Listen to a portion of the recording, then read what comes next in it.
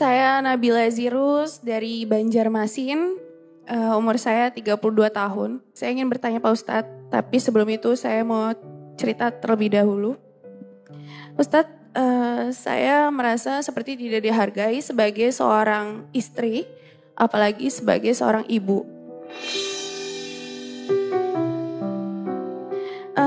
Awalnya pernikahan saya itu dijodohkan oleh tante saya sendiri. Saya nggak begitu tahu laki-laki tersebut, saya belum begitu mengenal. Saya hanya melakukan proses ta'aruf selama 1 bulan karena beliau paham agama. Waktu itu saya baru putus dari hubungan 6 tahun. Lalu saya depresi, galau, dan tante saya itu ngajak saya ke pengobatan tradisional di Banjarmasin, yaitu di tempat laki-laki tersebut yang dijodohkan ke saya. Di situ saya disuruh mandi kembang. Mandi kembangnya itu cuman pakai kemben, jadi aurat saya kelihatan sama dia. Terus dimandikan gitu. Dengan tujuan untuk membersihkan hati, ringan jodoh, kayak gitu ya Pak Ustadz. Tapi ternyata setelah itu saya dijodohkan oleh tante saya dan tiba-tiba saya yang tadinya tidak mau jadi mau nikah dengan dia. Banyak sekali ternyata saya yang belum tahu tentang dia, status dia yang ternyata masih menjadi suami orang, istri siri, nikah siri, dan punya banyak sekali istri. Kemudian singkat cerita kami menikah. Mulai muncul permasalahan yang tidak kecil, contohnya dari paksaan tante saya itu, saya disuruh untuk menalangi biaya pernikahan. Karena katanya akan disanggupi oleh calon suami saya itu dan akan diganti. Lalu ternyata sampai sekarang pun tidak ada diganti sama sekali. Permasalahan tidak berhenti di situ saja. Yang paling menyakitkan ini ketika saya hamil anak saya, ternyata ketika saya hamil 6 bulan, keluarganya itu memfitnah saya. Saya dibilang hamil di luar nikah, padahal itu fitnah, tidak benar. Lebih menyakitkan lagi Pak Ustadz, suami saya menyuruh saya tinggal di rumah orang tua saya. Dia tidak mau serumah dengan saya. Jadi setelah itu saya di rumah orang tua saya, dia selalu datang setiap malam, pulangnya pagi. Dan dia tidak pernah mau datang ketika saya lagi haid. Jadi dia datang hanya setelah saya haid, itu Pak Ustadz. Dan dia tidak pernah memberi nafkah ke saya, nafkah materi, bahkan ke anak saya. Tapi ternyata dia masih memberi nafkah ke mantan istrinya, istri sirinya, dan yang lain-lain Pak Ustadz. Sementara saya yang masih sah sebagai istrinya saat itu, tidak pernah mendapat apapun, perhatian, tidak pernah dihubungi. Akhirnya qadarullah saya bercerai di Februari tahun 2024 kemarin. Saya minta talak. Dan akhirnya dia menolak saya. Ternyata yang paling pedihnya lagi Pak Ustadz, tante saya tahu sebelum saya nikah kalau dia udah punya istri siri. Tapi gak bilang ke saya.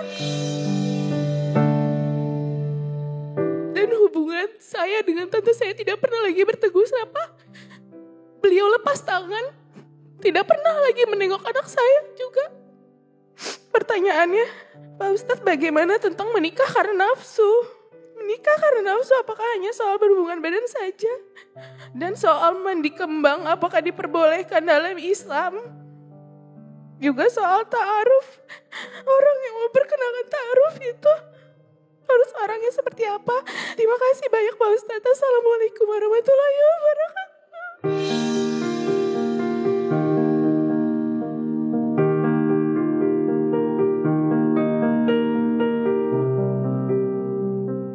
Bunda sayang semua pemirsa Trans TV, apa yang Mbak Nabila rasakan Dan apa yang beliau alami tidak mudah untuk bisa dihadapi. Tentu ujiannya sangat berat. Tentu cerita yang datang kepadanya sangat luar biasa. Dan selalu AA menyampaikan, kenapa kita diuji dengan ujian seberat itu? Karena Allah tahu kita sekuat itu.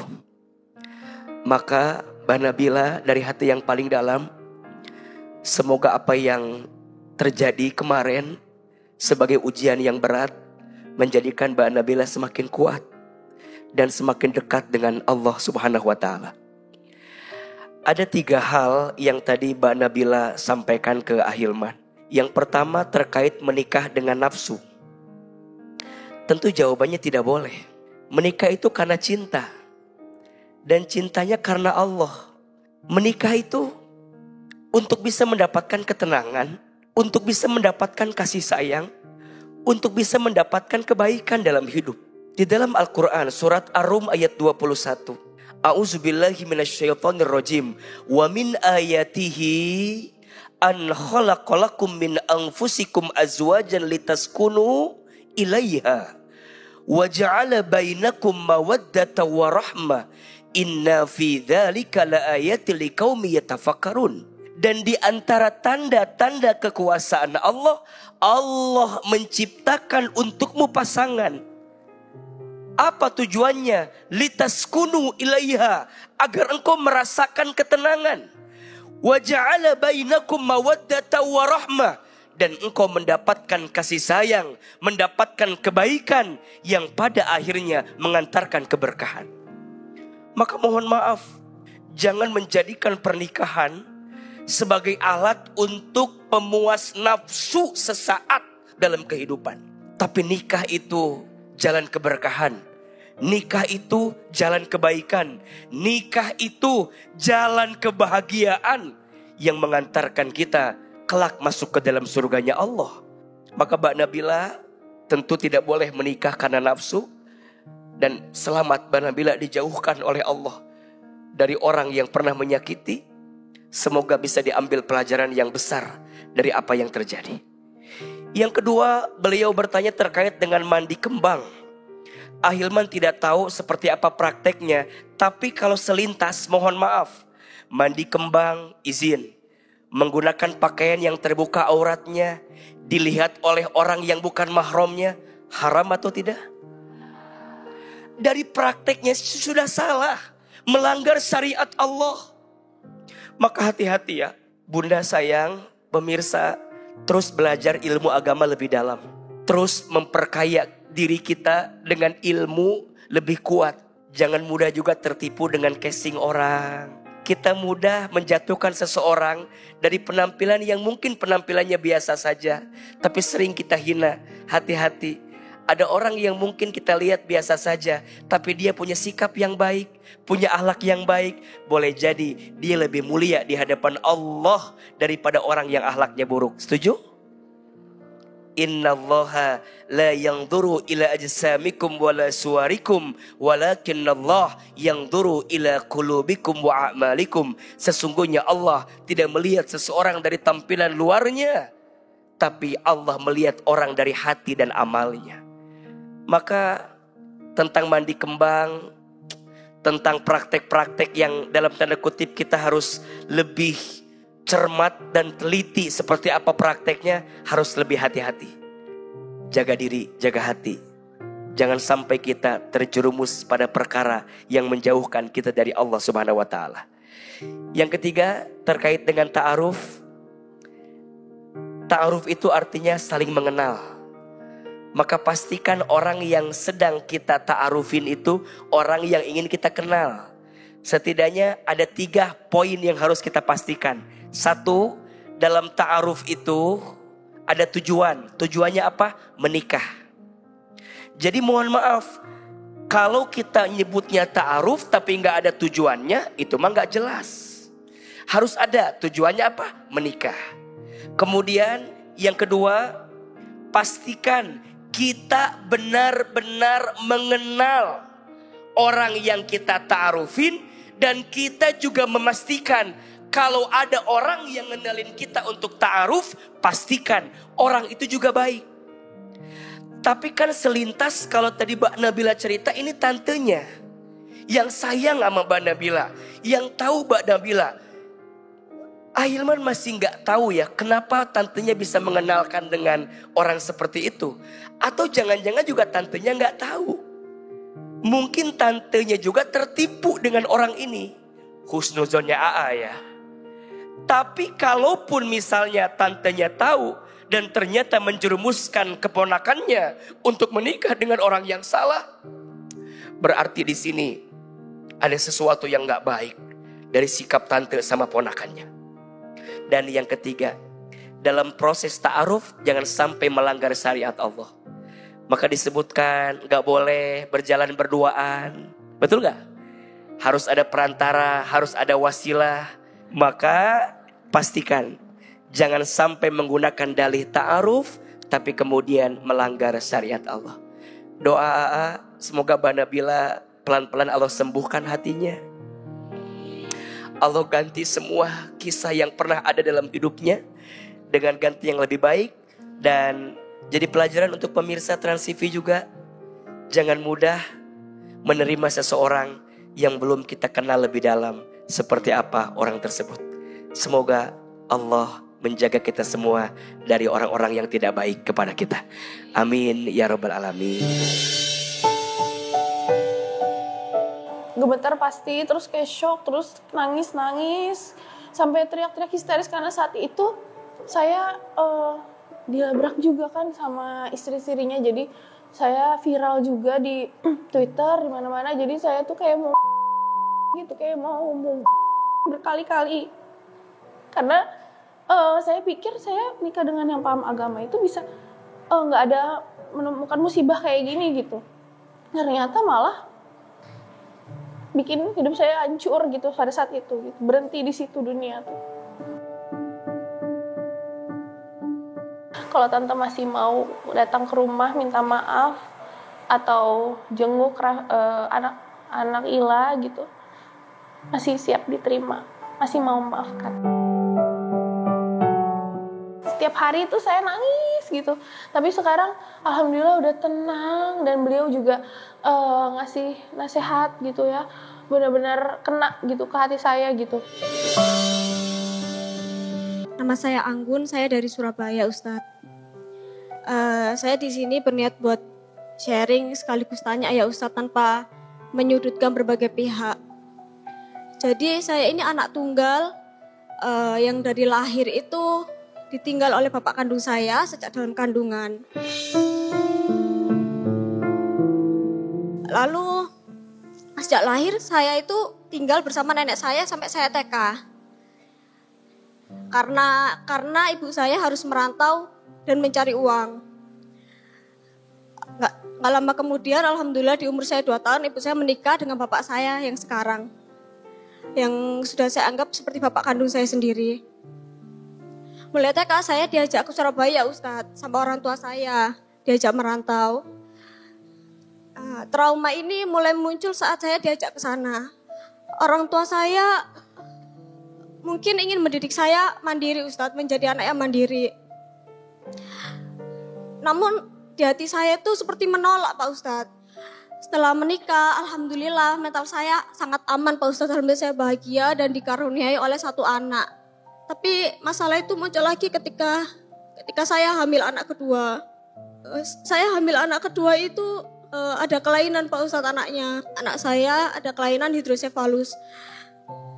Jadi kepalanya membesar penuh dengan cairan dan otaknya hampir gak ada. Di situ hati saya benar-benar hancur, benar-benar gak tahu lagi.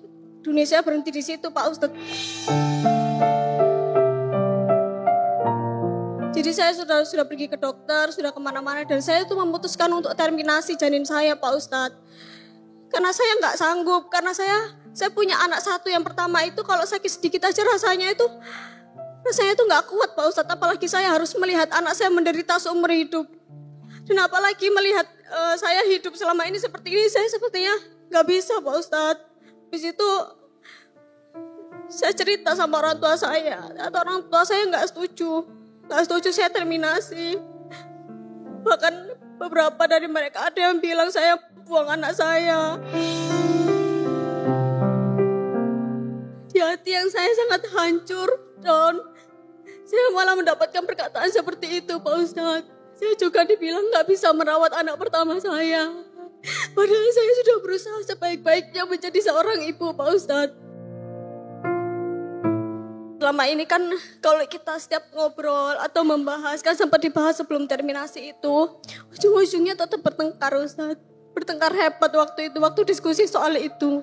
Padahal maksud saya, apapun keputusan saya ini kan anakmu, tolong dihargain gitu loh. Maksud saya itu seperti itu, saya butuh support. Pertanyaan saya di sini, Pak Ustadz, bukankah seorang ibu itu masih tetap butuh ibu, Pak Ustadz? Dan banyak yang bilang, seburuk-buruknya orang tuamu, dia tetap orang tuamu. Lalu boleh nggak saya, Pak Ustadz, saya tanya, seburuk-buruknya anak, bukankah dia tetap anakmu, tetap darah dagingmu yang kau kandung? Apa anak itu nggak boleh sakit hati, Pak Ustadz, pada orang tua? Apa anak itu nggak berhak sakit hati pada orang tua, Pak Ustadz? Terima kasih, Pak Ustadz. Mbak Anggun dan semua pemirsa yang sedang punya masalah dengan orang tua, nasihat AA yang pertama, siapkan ruang di hati untuk selalu mencoba memahami keadaan orang tua kita.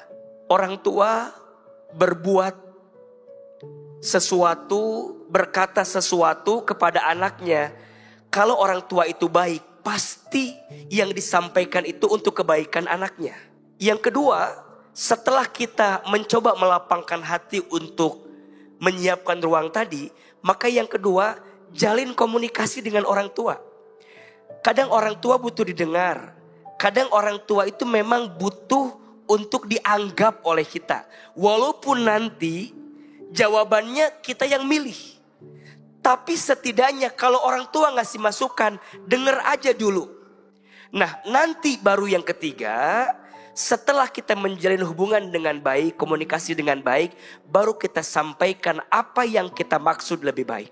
Berarti sebaliknya, kalau orang tua pengen didengar, kalau orang tua pengen dianggap, kalau orang tua juga pengen dijaga hubungannya dengan baik, maka orang tua pun harus melakukan hal yang sama dengan anaknya. Ayo belajar bagaimana sikapnya Nabi Ibrahim alaihissalam dengan anaknya, dengan putranya Nabi Ismail alaihissalam. Disebutkan dalam Al-Quran, falamma balagha ma'ahu sya'ya, maka tatkala Ismail itu sudah tumbuh dewasa, sudah menjadi baligh. Apa? Nabi Ibrahim mengatakan, inni ara fil manami anni azbahuka, aku bermimpi dalam tidurku harus menyembelih dirimu. Apa kata Nabi Ibrahim? Fangzur mada taro, apa pendapatmu? Kemudian apa kata Nabi Ismail jawabannya? Wahai ayahku, lakukan saja apa yang Allah perintahkan kepadamu. Ya abatif alma tu'mar satajiduni insyaallah minas sabirin. Wahai ayah, lakukan saja apa yang Allah perintahkan kepadamu. Niscaya engkau mendapatkan aku menjadi orang yang sabar. Itu prosesnya setelah komunikasi. Berarti di keluarga komunikasi penting atau tidak? Orang tua nanya sama anak, penting atau tidak? Jangan selalu ingin dimengerti, tapi kita lupa untuk mencoba mengerti perasaan anak kita. Maka kalau anak yang tidak baik kepada orang tua disebut dengan durhaka, tapi kalau ada orang tua yang tidak baik kepada anaknya disebut dengan zolim. Jangan sampai menggunakan nama orang tua untuk menghancurkan hati anak. Jangan sampai menggunakan atas nama orang tua harus mengubur mimpi, cita-cita, kebaikan dari anaknya. Jangan benci sama orang tua. Bagaimanapun tidak akan mungkin ada kita kalau tidak ada orang tua kita. Bagaimanapun tidak mungkin kita tumbuh besar seperti ini kalau tidak ada doa orang tua kita. Terlepas seperti apa sikap orang tua kita, biarkan itu jadi urusan dia dengan Allah. Betul? Tapi sikap kita sama orang tua jangan menjadi hancur dan rapuh karena orang tua kita tidak berbuat baik sama kita. Percayalah, seorang anak yang pandai membahagiakan orang tuanya, walaupun mungkin orang tuanya punya salah sama dia, Allah akan gantikan dengan banyak kebaikan dalam hidupnya. Perkenalkan, nama saya Maya dari Majelis Taklim Saleha Cikarang. Izin bercerita, Hilman. Di awal pernikahan itu saya merasa baik-baik saja. Sampai di 5 tahun pertama suami mengkhianati saya, berselingkuh. Saya maafkan karena dengan alasan kasihan anak. Di 7 tahun berikutnya mengulangi lagi. Saya maafkan. Sampai keadaan tuh berulang sampai keempat kali. Terus saya tuh merasa, ya Allah kok gue dijolimin banget sama suami gitu. Sampai akhirnya saya membalas keadaan yang sama. Memang saya akui saya salah pada saat itu. Cuma ya gimana ya, kalau udah sakit hati kelewat banget gitu. Kayaknya kesabaran aku udah nggak ada batasnya deh gitu. Akhirnya saya menjalin kasih dengan mantan pacar waktu SMA. 3 bulan perselingkuhan saya, suami tahu. Dia nggak menerima, akhirnya terjadilah perpisahan itu. Sampai sekarang itu yang menjadi ganjalan di hati saya gini, kok selalu sayang yang di pojokan gitu sama anak saya. Sampai saya bertanya kabar pun sama anak, ujung-ujungnya sindiran. Saya bilang gini, sayang lagi apa? Kan saya WA ke anak saya. Dia bilang gini, lagi sakit hati jadi anak broken home. Kok selalu disindir-sindir kayak gitu saya. Jadi ya Allah kok gue melulu sih yang gitu. Sementara ayah kamu juga salah kan gitu. Mohon maaf, anak ibu tinggal sama siapa sekarang? Sama ayahnya, 1 tahun belakangan ini sama ayahnya. Kemarin kan sama saya ya, karena saya kan udah berpisah 6 tahun belakangan ini. Okay. Nah terus 1 tahun belakangan ini juga saya didekatin sama laki-laki.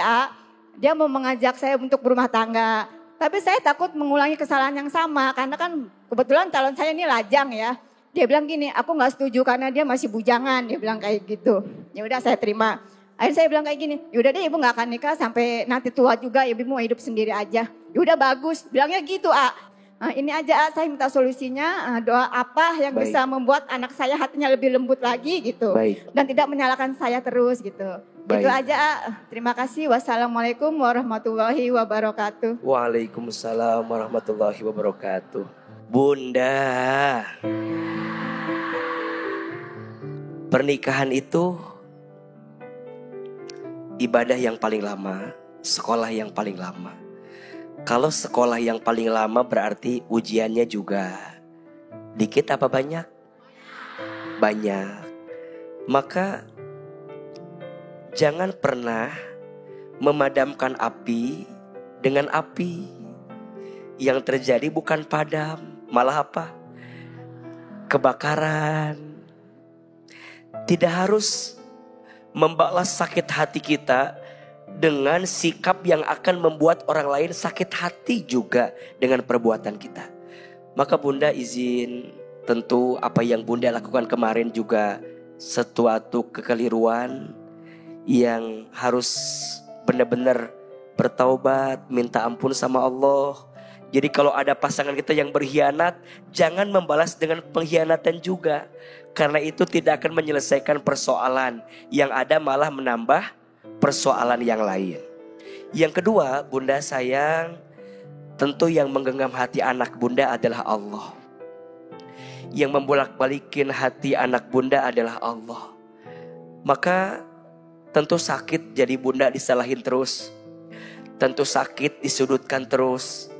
Tapi boleh jadi ini adalah konsekuensi yang Bunda dapatkan. Dan boleh jadi cara Allah menghapuskan setiap kesalahan yang kita lakukan. Kalau hidup ini semuanya baik-baik saja, maka di mana Bunda mendapatkan pahala sabar? Kalau hidup ini semua orang menyenangi kita, mencintai kita, maka di mana Bunda mendapatkan pahala memaafkan? Masing-masing masalah itu harus diurai. Jangan semakin ditumpuk. Jadi ini pelajaran ya. Jadi kalau Bunda punya persoalan, belajar mengurai masalah. Belajar ngelis ngedetailin masalahnya apa. 1, 2, 3, 4. Nanti bunda belajar mana yang jadi prioritas, mana yang harus diselesaikan pertama kali. Jangan ditumpuk. Makin ditumpuk masalah makin gak ketemu. Nanti mental health bundanya terganggu. Nanti sakit, nanti capek. Kalau udah sakit hatinya, sulit untuk balik lagi. Maka sekarang bunda urai semua masalahnya. Bunda sudah bercerita sama AA, mudah-mudahan lebih tenang, lebih lapang. Saya sudah mengikhlaskan apa yang terjadi itu mungkin sudah menjadi takdir dari kehidupan saya. Betul. Gitu. Nah saya sekarang sudah memaafkan. Sekarang tinggal bunda mengurai masalahnya. Oke, anak ada masalah, oke. Terus bunda ada yang datang baru tadi, oke dilihat. Terus bunda dengan hubungan yang lain seperti apa? Diurai nanti. Kalau sudah bisa diurai masalahnya apa, bunda bisa menentukan langkah-langkahnya seperti apa. Insya Allah bunda, yang menggenggam hati manusia itu Allah.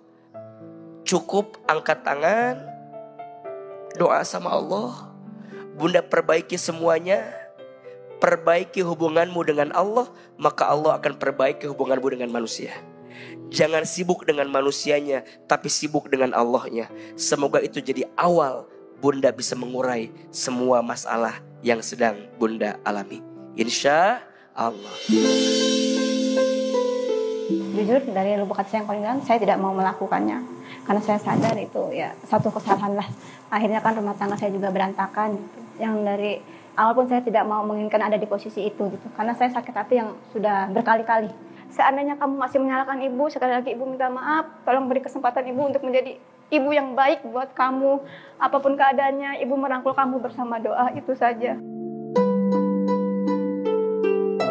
Dapat saya petik ya dari kajian Ahilman, saya baru sadar ternyata ya jangan memadamkan api dengan api. Gitu. Biarkanlah si dia melakukan menyakiti hati kita. Kan kita punya Allah gitu ya. Nanti biarkan aja Allah yang akan membalas sakit hati kita. Gitu. Assalamualaikum warahmatullahi wabarakatuh. Waalaikumsalam warahmatullahi wabarakatuh. Nama saya Anti, usia saya 45 tahun. Saya seorang istri mempunyai 3 anak. Awal rumah tangga saya alhamdulillah baik-baik aja selama 10 tahun. Setelah itu singkat kata ya Ahilman, ada pihak ketiga dalam rumah tangga saya. Saya minta diceraikan. Awal dia tidak mau menceraikan saya, tetapi saya tidak mau intinya ya Pak Ahilman. Setelah itu dia setuju untuk pisah. Setelah untuk pisah, anak memang di saya. Tapi setelah anak di saya, dia tidak memberikan nafkah gitu. Akhirnya saya menuntut anak dan dia mengambil anak saya semuanya. Setelah anak saya sama dia, saya punya anak 3, 2 laki-laki dan 1 perempuan. Saya kepikiran anak saya yang perempuan ya Ustadz. Akhirnya dia memberikan anak perempuan ke saya. Yang anak saya yang kedua, dia merasa gak diperhatikan sama ayahnya. Ayahnya tuh sibuk dengan main motor gitu ya. Pernah dia puasa, gak ada apa-apa. Dan ayahnya sibuk dengan istrinya. Dia cerita ke saya, Bun, kenapa sih cerai kok aku jadi seperti ini gitu. Ya saya jelaskan ya. Kalau saya udah bilang sama mantan suami saya ingin mengambil dia. Ya. Tapi dia ingin, kalau anak ke saya semua, dia ingin memutuskan semuanya, biaya saya yang nanggung. Sedangkan saya berumah tangga. Setelah itu, sekarang istrinya ingin mengambil anak-anak saya semua. Saya dijelek-jelekin. Dibilangnya, ibu kamu tidak mau mengurus. Dibilangnya, ibu kamu berjiwa manusia. Bagaimana sikap saya untuk anak-anak saya, sampai saya takut anak-anak saya membenci saya. Ya semoga tidak Ustadz ya. Itu saya ingin tanyakan saya seperti apa. Apakah saya harus jelek-jelekin juga ibu tirinya, kan saya tidak mau gitu.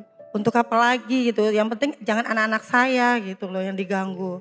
Barakallahu fikum. Assalamualaikum warahmatullahi wabarakatuh.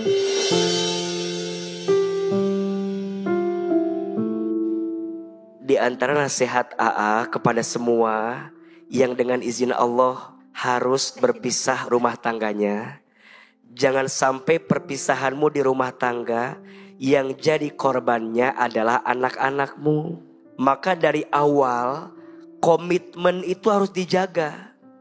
Makanya hati-hati dengan perpisahan. Karena memang banyak pihak yang kemudian harus merasakan sakit.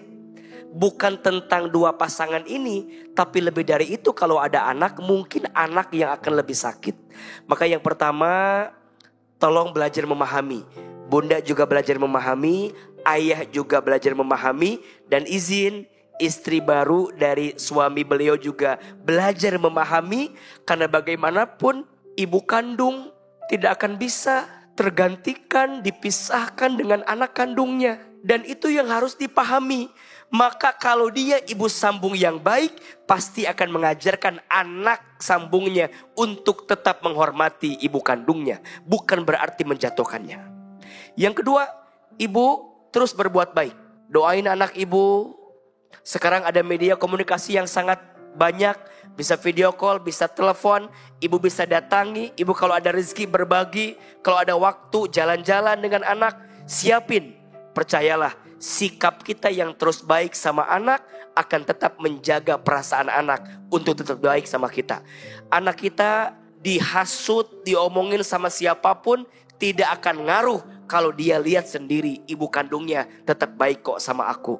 Walaupun ibu kandungnya harus berpisah dengan ayahnya. Mudah-mudahan bermanfaat dan kita semua diberikan penjagaan oleh Allah Subhanahu wa taala. Teman SMA-nya pernah datang ke rumah.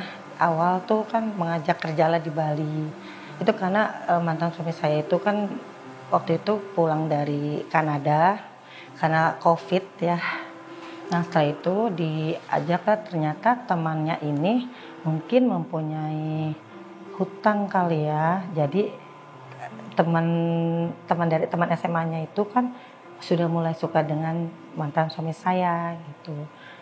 Nah dari situlah berlanjut. Responnya ya memang ngadu ke saya. Dia bilang, Bun, sebelum kita berangkat ke Bunda, kita di briefing dulu di rapat keluarga dia. Dan dia bilang, saya adalah ibu yang tidak bertanggung jawab. Aduh Mbak, saya kalau soal anak nangis Mbak nanti.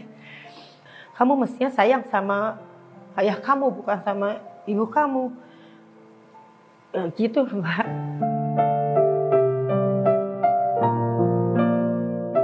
Dapat dari Ahilman yang kita harus tetap berbuat baik terhadap anak-anak, terhadap siapapun, karena kita serahin saja sama Allah. Pastinya anak-anak tahu mana yang baik dan mana yang tidak.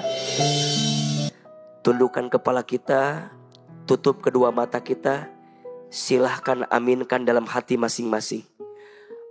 Ya Allah, ya Qadir, ya Muqtadir. Duhai Allah yang maha menggenggam takdir. Duhai Allah yang maha menentukan takdir. Terima kasih atas setiap takdir yang kau berikan kepada kami. Ya Allah, terima kasih atas semua cerita hidup yang kau hadirkan kepada kami. Ya Allah, maafkan kami jika selama ini kami sering mengeluh atas setiap nikmat yang kau berikan. Ya Allah, maafkan kami jika kami sering membenci takdir yang kau tentukan untuk kami. Ya Allah, Engkau tahu beratnya hidup yang sedang kami jalani. Ya Allah, Engkau tahu banyaknya ujian yang sedang kami hadapi. Ya Allah, hari ini ada di antara kami yang sedang diuji rumah tangganya, yang sedang diuji keluarganya, yang sedang diuji ekonominya, yang sedang diuji dengan rasa sakit dalam hatinya, trauma dengan masa lalunya, Ya Allah, semua yang terjadi pasti telah Engkau takdirkan jauh sebelum kami dilahirkan. Kami mohon ya Allah, kuatkan hati dan tubuh kami untuk melewati semua ujian yang Kau berikan kepada kami. Hasbunallah wa ni'mal wakil, ni'mal maula wa ni'man nasir. Rabbana atina fid dunya hasanah wa fil akhirati hasanah wa qina azabannar. Subhana rabbika rabbil izzati amma yasifun. Wassalamun alal mursalin. Walhamdulillahi rabbil alamin.